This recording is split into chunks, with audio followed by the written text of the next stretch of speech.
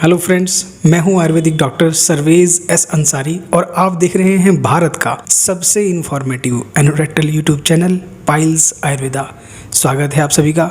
Friends, आज का हमारा टॉपिक बहुत ही खास है फिशर के रोगियों के लिए। जिनको फिशर की प्रॉब्लम बनी है, लाइफ में कभी प्रॉब्लम हुई है, उनके लिए बहुत ही खास वीडियो ये है। या कभी उनको फिशर पहले कभी हुआ हो और उनका फिशर बाद में ठीक हो गया हो, तो उनके लिए भी बहुत जानकारी वाला वीडियो ये बनाया है मैंने। इस वीडियो को पूरा ध्यान से देखना और कुछ ऐसा क्लियर होगा जो शायद अब तक आपको यूट्यूब देखने से क्लियर ना हुआ हो। और जो जानकारी आपको देना चाह रहा हूँ मैं कि फिशर का इलाज क्या है। जैसे कि थंबनेल आपने देखा कि फिशर का इलाज क्या है, कि फिशर का इलाज जो है वो ऑपरेशन से है। ऑपरेशन से ठीक हो जाता है क्या फिशर पूरी तरह से, या कि घरेलू विधियां, घरेलू इलाज से फिशर हमेशा के लिए ठीक हो जाता है, या कि फिर लेजर सर्जरी द्वारा फिशर को हमेशा के लिए ठीक किया जा सकता है, या कि फिर क्षार सूत्र द्वारा फिशर का पूरी तरह से इलाज मुमकिन है। तो फ्रेंड्स, इस वीडियो में हम ये जानेंगे कि फिशर आखिर ठीक पूरी तरह से कैसे होता है। फिशर होता क्या है? फिशर असल में क्या होता है कि जब कभी किसी व्यक्ति को मल त्याग करते समय कभी ऐसा होता है कि उसको बहुत सख्त स्टूल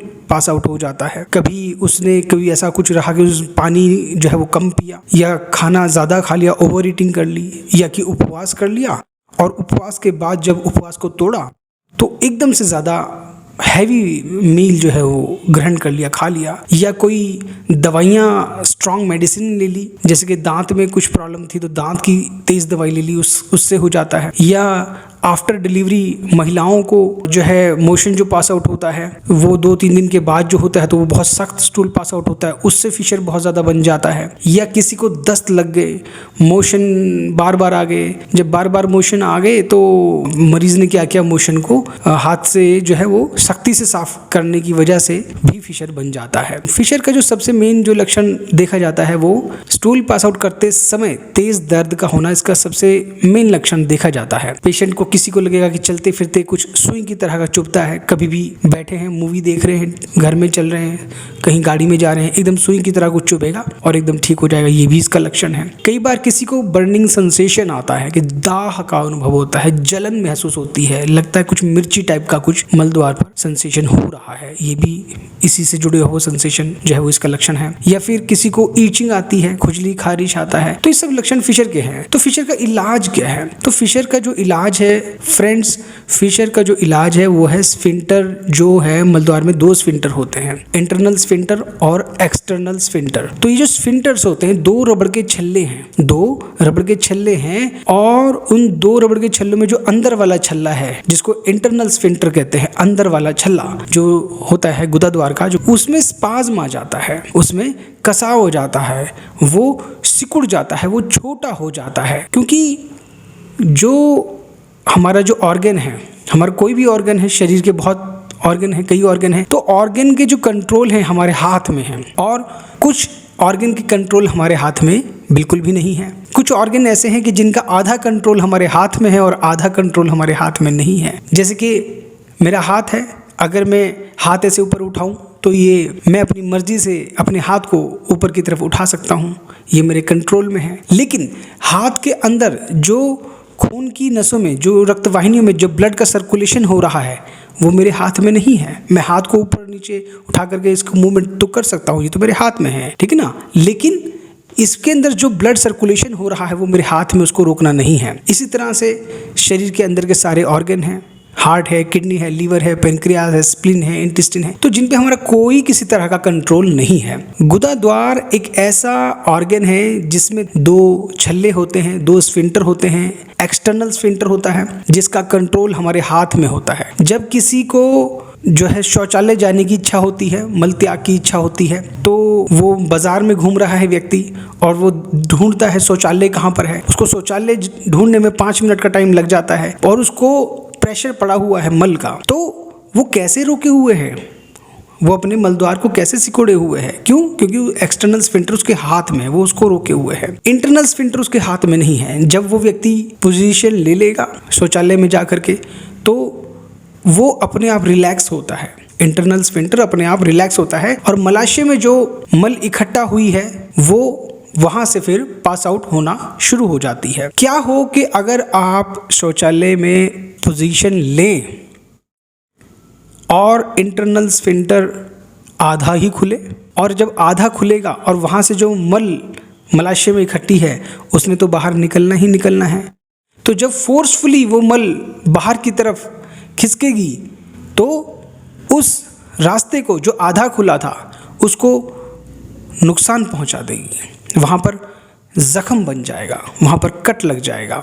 ये फिशर का लक्षण होता है। फिशर में ऐसा होता है कि पेशेंट कह रहा है कि भाई उसको मल त्याग करना है, मल त्याग करने वो चला गया है, लेकिन मल बाहर नहीं आ रहा है क्योंकि जो रास्ता है मल द्वार का वो छोटा हो गया है, वो टाइट हो गया है, उसका जो इंटरनल स्फिंक्टर है उसमें स्पाज्म आ गया है। तो जब इस तरह का स्पाज्म मल द्वार के अंदर आ जाता है, तो जब इस तरह का स्पाज्म मल द्वार के अंदर आ जाता है तो फिशर रोगी को बनता ही बनता है। अब ये स्पाज्म किसी को ओकेजनली आता है कि कुछ टाइम के लिए स्पाज्म आया, फिर उस मरीज ने ट्रीटमेंट करवाया, कुछ दवाइयाँ खाई, कुछ लगाने की दवाई खाई, सिर बात किया, वो ठीक हो गया, कुछ टाइम ठीक रहा, फिर से स्पाज्म आ गया। तो असल में क्या है फ्रेंड्स, जो इंटरनल स्फिंक्टर है ये इनवॉलेंट्री होता है, ये हमारे ब्रेन से डायरेक्ट कनेक्शन इसका होता है। अब बहुत ही अलग बात है, ह्यूमन बॉडी के अंदर 7 चक्र आयुर्वेद मानता है, और जो मूलाधार चक्र है, मूलाधार चक्र के पास की ये बीमारी है। इसमें जो स्फिंक्टर है, इंटरनल स्फिंक्टर है, उसका डायरेक्ट कनेक्शन जो है वो सोमैटिक नर्व के द्वारा ब्रेन से जुड़ा हुआ है। तो ये एक ऐसा चक्र है, मूलाधार एक ऐसा चक्र है जहाँ पर गुदवलियां हैं और उनका सीधा सीधा संपर्क जो है वो दिमाग से है। और ये एक ऐसा चक्र है जिसको इंसान जिंदगी के ज्यादातर हिस्से में कवर रखता है। आपके सारे चक्र जो है जो बॉडी के हैं वो ओपन रहते हैं, पर एक ये ऐसा है इसको वो इस चक्र को छुपा करके रखता है। तो इस पर भी आप कभी सोचिएगा। तो फ्रेंड्स, होता क्या है कि वो मलद्वार जो है वहां पर पूरा नहीं खुल पाता और वहां पर फिशर बन जाता है। तो अगर इसका इलाज कराया जाए तो क्या इसका इलाज कराया जाए, तो इसका जो इलाज, जो ऑपरेशन होता है इसका LIS होता है, लेटरल इंटरनल स्फिंक्टरटोमी इसका होता है। उसमें क्या किया जाता है, जो इंटरनल स्फिंक्टर है जिसमें स्पाज्म आ गया है, उसका स्पाज्म रिलीज करने का कोई सॉल्यूशन नहीं है, किसी भी तरह का सॉल्यूशन नहीं है। तो क्या किया जाता है, स्पाज्म तो रिलीज करना ही है, गुदाद्वार को तो ढीला करना ही है। अगर गुदाद्वार ढीला नहीं होगा तो पेशेंट की जिंदगी आगे कैसे चलेगी। तो उस स्फिंक्टर को मजबूरन, सर्जरी का ऐसा नियम बना हुआ है कि उस स्फिंक्टर को कट कर दिया जाता है, उसका जो है उस स्फिंक्टर को कट कर दिया जाता है, नाइफ से उस स्फिंक्टर को कट कर दिया जाता है। जैसे ही कट किया जाता है वो स्फिंक्टर रिलैक्स हो जाता है और गुदाद्वार जो है खुल जाता है। तो ये एक सॉल्यूशन है और बहुत ही कारगर सॉल्यूशन है। पूरी दुनिया में LIS के ऑपरेशन होते हैं और सक्सेसफुल हैं और बहुत मरीज खुश होते हैं, जिंदगी में कोई प्रॉब्लम उनको नहीं आती है ना। अब मैं 100% किसी चीज की बात नहीं कर रहा हूँ, कोई भी इलाज है, कोई भी थेरेपी है, कोई भी प्रोसीजर है, 100 में से 100% रिजल्ट किसी का नहीं है। दूसरा जो इलाज है इसका, घरेलू इलाज, क्या घरेलू इलाज से ठीक होता है फिशर? घरेलू इलाज के अंदर सिट्स बात किया जाता है और मलद्वार के ऊपर जात्यदी तेल लगाया जाता है या कोकोनट ऑयल लगाया जाता है। अब कोकोनट ऑयल जो है वो बहुत ही अच्छा है, बहुत ही अच्छा और कारगर साबित होता है, लेकिन हम कोकोनट ऑयल असली तो लाएं। अब ये बात आप फर्स्ट टाइम सुन रहे होंगे, कोकोनट असली तो लाएं। तो जो कंप्रेस्ड ऑयल आजकल चल रहे हैं, जगह जगह कोल्हू लगे हुए हैं और कंप्रेस्ड ऑयल बना रहे हैं, तो अगर उनसे आप कोकोनट ऑयल लेकर के यूज कर रहे हो तो वो असली है। तो घरेलू इसका इलाज क्या है कि आप सिट्स बात कर रहे हैं, किसी को फिशर हुआ, स्टूल पास आउट करते टाइम पेन हुआ और पेन होने के बाद उसने सिट्स बात किया, सुबह शाम सिट्स बात किया और जो है जात्यदी ऑयल लगाया या फिर कोकोनट ऑयल लगाया, उनको आराम मिल गया। ठीक है, दूसरा इलाज ये हुआ। वीडियो देखना पूरा, आप भूमिका चल रही है इस चीज की, आपको एंड में पता लगेगा ये बातें मैं आपको क्यों बता रहा हूँ। इसके अलावा जो है आपका लेजर ऑपरेशन होता है, लेजर सर्जरी होती है, तो वो भी, उसमें भी स्फिंक्टर को ही कट किया जाता है, पर वो थोड़ा सा एडवांस हो गया। उसमें कोई ओपन वुंड नहीं बनता, वुंड क्लोज रहता है और जो डायड जो रहता है फाइबर उसको इंटर स्फिंक्ट्रिक स्पेस में एंटर करवा करके और इंटरनल स्फिंक्टर को जो है वो कट कर दिया जाता है। वो लेजर से होता है, वो एडवांस हो गया, ठीक है ना। तो वो भी कारगर है, वो भी बहुत होता है, जिसमें कोई जख्म नहीं होता, एक बूंद भी खून की नहीं निकलती। इसके अलावा जो आता है आयुर्वेद में क्षार सूत्र आता है, उसमें इंटरनल स्फिंक्टर के ऊपर क्षार सूत्र को लाइगेट कर दिया जाता है और 3 से 5 दिन के अंदर उस क्षार सूत्र से स्फिंक्टर जो है वो कट जाता है, साथ के साथ हील भी हो जाता है, क्योंकि क्षार सूत्र का गुण होता है। तो क्षार सूत्र का गुण होता है कि क्षार सूत्र कटिंग के साथ साथ हीलिंग भी करता है। तो फ्रेंड्स, अब बात यह है, आपको मैंने 4 प्रोसीजर्स बताए, ऑपरेशन, घरेलू विधियां, लेजर और क्षार सूत्र। इनमें से कौन सा सही है, कौन सा सही इलाज है फिशर के लिए? इसका आंसर है कि फ्रेंड्स, ये चारों के चारों इलाज ही सही हैं। जी बिल्कुल। और एक इलाज में आपको और बता दूं, उसको जनरल एनेस्थीसिया में किया जाता है।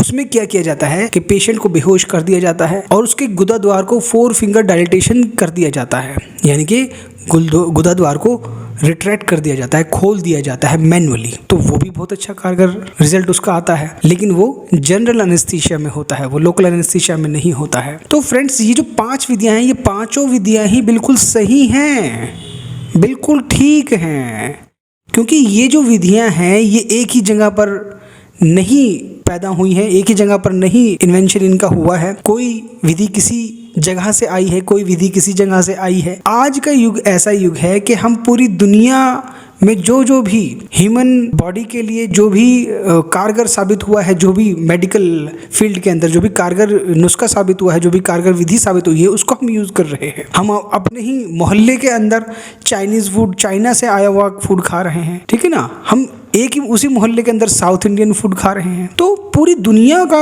स्वाद आप अपने मोहल्ले में ले सकते हैं। आप अपने क्षेत्र में ही सभी विधियों को, दुनिया में कहीं पे भी इन्वेंशन हुआ होगा किसी प्रोसीजर का, किसी सर्जिकल प्रोसीजर का, वो आपके शहर में हो रहा है। तो इसलिए वो अलग अलग हैं, इसलिए अलग अलग नहीं है कि कौन ज़्यादा बेहतर है और कौन कम बेहतर है। वो अलग अलग हैं, वो सारी टेक्निक्स काम करती हैं। आप किसी भी थेरेपी से ठीक हो सकते हैं क्योंकि पेशेंट हो रहे हैं। बेसिक जो है, जो बेसिक चिकित्सा विज्ञान, चिकित्सा शास्त्र जो है, उसका बेसिक जो मूल उद्देश्य है वो है ह्यूमन के शरीर की जो बीमारी है उस बीमारी को नष्ट करना, उस बीमारी को ठीक करना।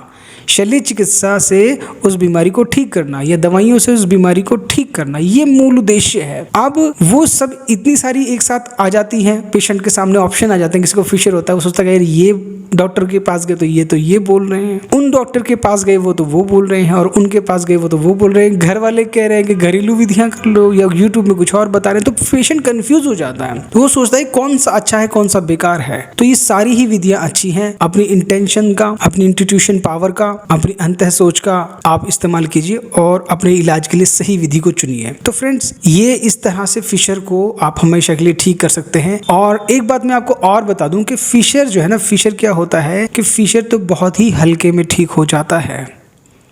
जी हाँ, कैसे? जैसे कि किसी पेशेंट को फिशर हुआ, जब फिशर हुआ उसने पेशेंट ने सिट्स बात किया और उन्होंने दवाइयाँ ली, चाहे एंटीबायोटिक ली या पेन किलर लिया या आयुर्वेदिक दवाइयाँ ली, कोई भी मेडिकेशन लिया, क्योंकि मेडिकेशन सारे वर्क करते हैं। पेशेंट को आराम लग जाता है। शुरू में फिशर होता है, पेशेंट को आराम लग जाता है। आराम लगने के बाद वो फिशर कट हील होना शुरू हो जाता है। फिशर कट खुद ही हील होना शुरू हो जाता है और बहुत केसेस में ऐसा होता है कि फिशर बनता है और खुद भी हील हो जाता है। पेशेंट को तो पता चलता भी नहीं कि उसको फिशर हुआ भी था और हील भी हो गया। पता तो उनको चलता है जिन पेशेंट्स के अंदर इसकी क्रोनिसिटी ज्यादा हो जाती है, जिनको ज्यादा गहरा कट लग जाता है, उनको पता लगता है, वो फंसते हैं। तो अगर आपका फिशर अगर ठीक भी हो गया है, आपको फिशर हुआ है और आपने मेडिकेशन किया है और ये ठीक हो गया है, तो ये ठीक रहेगा। प्रॉब्लम तो तब आती है जब 15 दिन 20 दिन के बाद आप फिर से कब्ज में आ जाते हैं, कब्ज फिर से आपको हो जाता है, कॉन्स्टिपेशन हो जाता है आपको फिर से।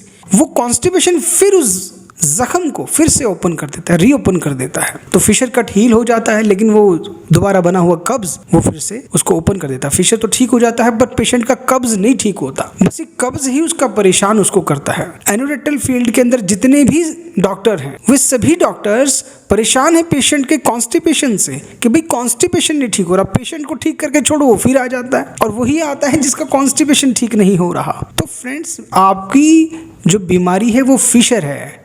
फिशर एक पौधा है, वो बीमारी है, और उस पौधे की जो जड़ है वो है कॉन्स्टिपेशन। तो कॉन्स्टिपेशन नहीं होना चाहिए। आपको इजीली स्टूल पास आउट हो रहा है और 3 महीने तक फिशर आपका हुआ, आपने मेडिकेशन किया, और उस मेडिकेशन के बाद अगर 3 महीने तक अगर आपको कॉन्स्टिपेशन ना हो तो फिशर कट भर करके वहाँ पे स्किन आ जाती है, और स्किन धीरे धीरे 3 महीने में वहाँ पर पक्की हो जाती है, मजबूत हो जाती है, हेल्दी हो जाती है, तो फिर दोबारा नहीं कट लगता। तो फिशर के पेशेंट को कॉन्स्टिपेशन का ध्यान रखना चाहिए। बस ये चीज़ें हैं, और थोड़ी बहुत देखो हेल्थ का आप ध्यान रखें, थोड़ा सा एक्सरसाइज करना ज़रूरी है। आप जो भी एक्सरसाइज करते हैं उस मूवमेंट से आपके शरीर की जो अंदरूनी जो जितने भी सिक्रेशन है वो प्रॉपर वे में होते हैं, इंटेस्टाइन अच्छा काम करती है और आपकी इम्यूनिटी जो है वो खुद को खुद ही हील करती है। आपका शरीर खुद को खुद ही हील करने में लगा रहता है। लेकिन अगर आप एक बार 24 घंटे में एक बार अगर अपने बॉडी का वार्म अप कर लेते हैं, इसको थोड़ा थका लेते हो, थोड़ा सांस आपको चढ़ जाए, थोड़ा पसीना आपको आ जाए, तो शरीर का जो आपका इम्यून सिस्टम है, रोग प्रतिरोधक जो सिस्टम बना हुआ है वो एक्टिवेट हो जाता है। तो इस तरह से आप जिए, आपका रूटीन ही मेन चीज है। तो ये रूटीन आप फॉलो करके देखिएगा। अंत में आप सभी का बहुत बहुत धन्यवाद। Thank you. Piles Ayurveda hospital से संपर्क करने के लिए 9988788433 नंबर पर व्हाट्सएप कीजिए।